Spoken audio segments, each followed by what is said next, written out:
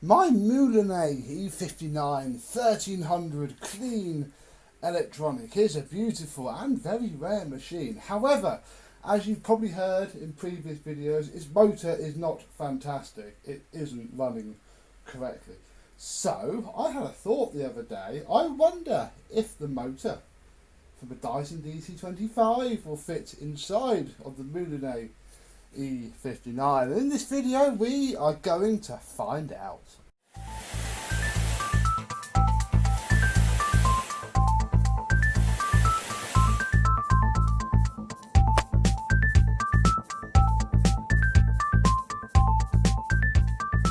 Yes, hello my vacuum cleaner chums, how are you today? This Dyson DC25, as you can see, is scrap. Unfortunately, there is a bit of plastic broken on the chassis which stops it from doing that. Really, it's not pushing the pivot bar down to hold it in place, and I don't really want it anyway. DC25s don't really do anything for me. They're quite expensive. It's going to cost 20 quid just to get a new chassis for this thing. And as you can see, the rest of it is not brilliant either. Look at the wear on the end of that one. Good hose, you know, I get some spare parts out of it. But ultimately, I need to get to the motor. So I'm going to fast forward now and we'll get the offending article out, and then we've got to strip the Mulinay down to see if it's even possible to do what we want to do.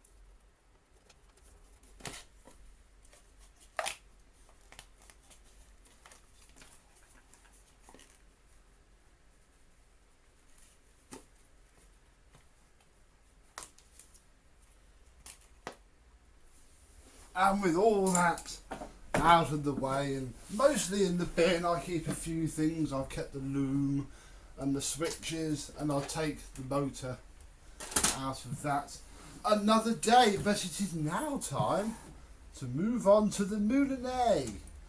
And I've got to try and remember how this comes apart now. I don't think it's too difficult. Put that out of the way, and yeah, we'll get the motor out of this and see if this is even possible, or if I've just wasted half an hour of my time filming this.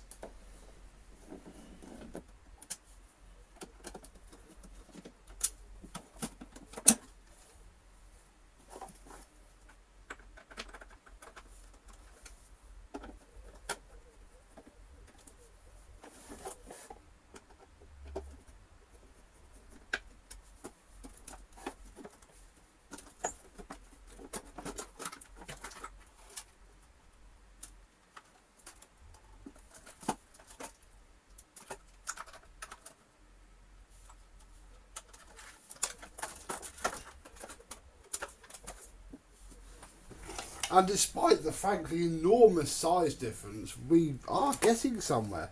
Let me take out phase one, which is, there we go, the original fan case from the Moulinay fits over the fan case of the Dyson look. And once that's clamped down, that's going to be perfect as an adapter for the bit down there. The next thing that I have to work out is how to push the motor down from the back of there. With a little bit of actually from Hoover. Oh, come on. Hoover. Who better on the top of the motor to pack this down?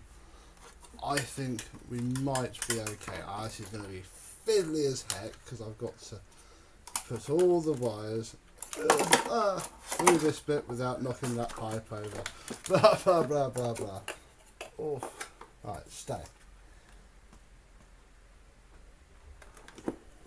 Aha. Right down, and then I've got to do the screws up now before we go any further, and that will hold the motor down hopefully. Oh, that's missed that. I'll get this all screwed down and we'll carry on from there.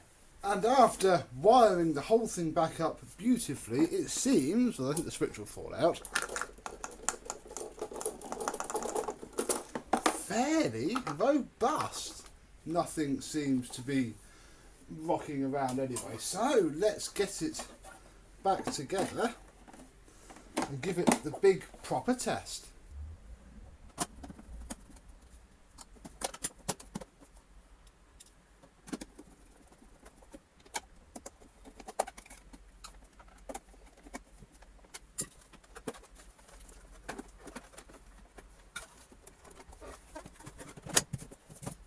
Has our little experiment actually worked? Have we replaced this admittedly still very lovely foamer motor, big old chunky motor these are, with a Dyson one? It feels a bit strange. Well, we're in 400 watts and actually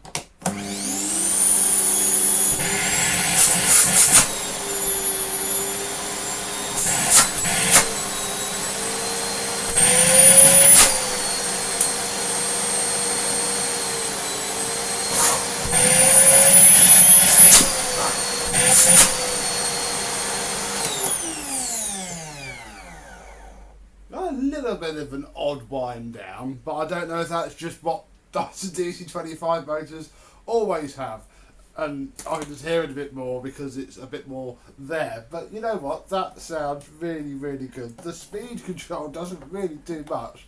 There's not that much of a difference, but equally it works really quite well. So I'm going to keep this motor just because, well, unless I find another one of it, but until I do, I'm going to keep that motor because this machine is very special, and it would be good to get another better motor in it one day. However, for today, just having a motor that doesn't shake my brain with its vibrations as that one did is good enough. So I want to do some vacuuming, and I thank you very much for watching. I hope you've enjoyed, and I and the Mulinay will see you soon. Bye bye.